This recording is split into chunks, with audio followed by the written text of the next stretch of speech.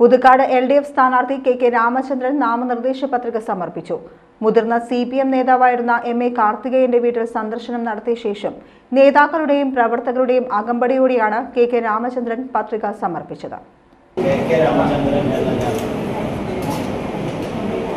കേരള നിയമസഭയിലെ നേതൃത്വം വഹിക്കുന്നതിന് ഒരു സ്ഥാനാർത്ഥിയായി നാമനിർദ്ദേശം ചെയ്യപ്പെട്ടിരിക്കുന്ന നിയമമനുസരിച്ച് സ്ഥാപിതമായിട്ടുള്ള ഇന്ത്യൻ ഭരണഘടനയോട് ഞാൻ യഥാർത്ഥമായ വിശ്വാസം പുലർത്തുന്നു.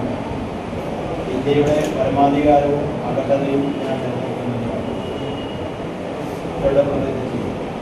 പുതുക്കാട് CPM ഓഫീസിൽ നിന്ന് ശനിയാഴ്ച രാവിലെ 10 മണിയോടെ LDF സ്ഥാനാർത്ഥി KK രാമചന്ദ്രൻ നാമനിർദ്ദേശ പത്രികാ സമർപ്പണത്തിനായി പുറപ്പെട്ടു. തുടർന്ന് തൃശൂർ പാറമേക്കാവ് ക്ഷേത്രത്തിന് മുൻപിൽ നിന്ന് നേതാക്കൾക്കും പ്രവർത്തകർക്കുമൊപ്പം പ്രകടനമായാണ് അദ്ദേഹം പത്രികാ സമർപ്പണം നടത്തിയത്. ജില്ലാ registrar general PK Biju LDF സ്ഥാനാർത്ഥി KK രാമചന്ദ്രന്റെ നാമനിർദ്ദേശ പത്രിക സ്വീകരിച്ചു. നിലവിലെ MLA ആയ KK രാമചന്ദ്രൻ ഇത് രണ്ടാം തവണയാണ് പുതുക്കാട് മണ്ഡലത്തിൽ നിന്ന് ജനവിധി തേടുന്നത്. കഴിഞ്ഞ തവണ 27,353 വോട്ടിന്റെ ഭൂരിപക്ഷത്തിലാണ് KK രാമചന്ദ്രൻ വിജയിച്ചത്. കഴിഞ്ഞ 20 വർഷത്തെ വികസന തുടർച്ച ലക്ഷ്യമിട്ടാണ് ഇത്തവണയും ജനവിധി തേടുന്നതെന്നും അതിനാൽ തികഞ്ഞ വിജയപ്രതീക്ഷയുണ്ടെന്നും പത്രികാ സമർപ്പണത്തിനു ശേഷം KK രാമചന്ദ്രൻ പറഞ്ഞു.